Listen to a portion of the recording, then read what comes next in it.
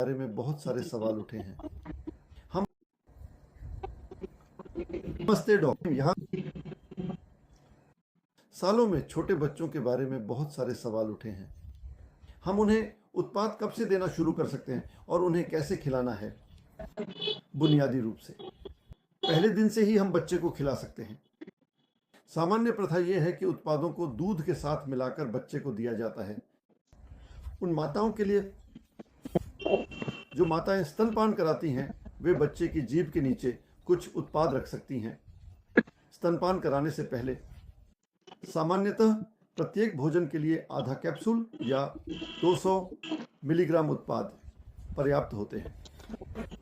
सामान्य स्वास्थ्य बनाए रखने के लिए दिन में लगभग 1 या 2 बार खिलाएं। DXN के शुरुआती दिनों में मेरे पास एक विशेष गवाही है।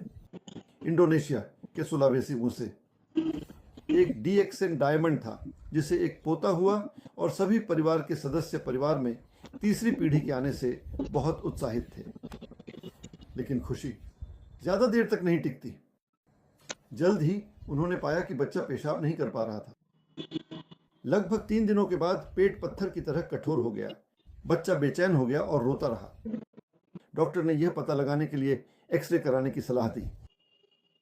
सदस्य बहुत चिंतित था, क्योंकि एक्सरे ऐसे छोटे बच्चे के लिए बहुत हानिकारक हो सकता है और वह केवल 3 दिन का था और उसे नहीं पता था कि बच्चे को DXM उत्पादों के साथ कैसे खिलाना है। फिर उसे याद आया कि एक जीनोट्रॉपिक सत्र में मैंने उन्हें बताया था कि हम छोटे बच्चों या बहुत बीमार मरीजों के लिए उत्पादों को जीभ के नीचे रख सकते हैं।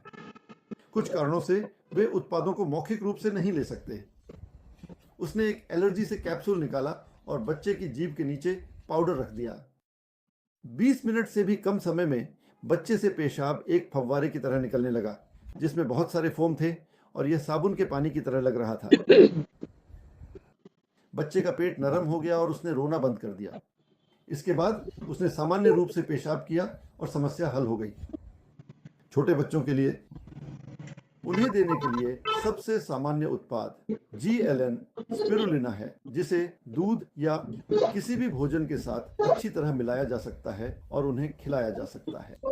जब वे बड़े होते हैं और चबाना सीखते हैं, तो हम उन्हें चबाने के लिए स्पिरुलिना की गोलियां दे सकते हैं। ज्यादातर बच्चों को यह बहुत पसंद होता है।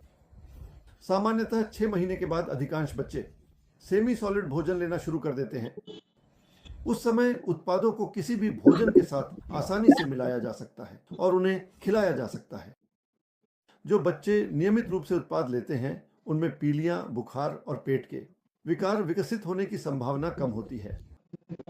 बच्चे के पेट और शरीर की नरम मालिश करना सामान्य तेल के साथ स्वास्थ्य के लिए बहुत फायदेमंद होता है। त्वचा तेल को अवशोषित कर सकती है और शरीर के स्वास्थ्य को बढ़ा सकती है। हमारे पास एक गवाही है जहां एक बच्चे का किसी दुर्घटना के कारण शरीर बुरी तरह जल गया था और डॉक्टर ने माता पिता को बताया कि जीवित रहने की संभावनाएं बहुत कम थीं और जलने से शरीर का एक बड़ा हिस्सा प्रभावित हुआ था। बच्चा दर्द में रोता रहा। डॉक्टरों में से एक DXM सदस्य था। उसने गुन्ना तेल को एक स्प्रे में डाला और बच्चे के पूरे शरीर पर छिड़काव किया, यह उम्मीद करते हुए कि इससे बच्चे के कुछ दर्द कम हो सकते हैं। यह अच्छी तरह से काम किया। बच्चा आखिरकार रोना बंद कर दिया और सो गया।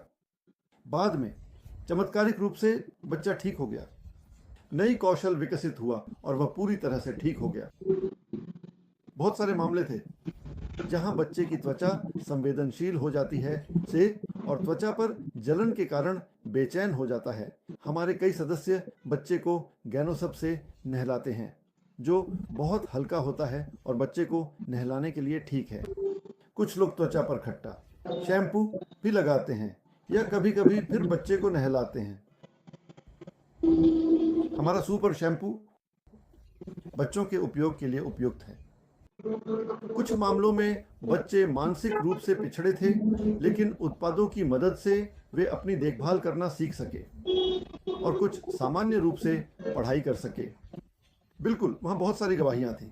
सामान्यतः सामान्य बच्चे सक्रिय हो जाते हैं, अपने जीवन के बहुत पहले चरण में बोलना और लिखना सीखते हैं और बहुत बुद्धिमान बन जाते हैं। संक्षेप में, हमारे सभी उत्पाद बच्चों को खिलाने के लिए सुरक्षित हैं ताकि उनकी स्वास्थ्य को बनाए रखा जा सके, चाहे वह बाहरी एनवायरनमेंट हो या आंतरिक। हम अपने अगले वीडियो में अपने ग्राहकों के तीसरे समूह छात्रों के बारे में बात करेंगे। फिर मिलते हैं। अलविदा।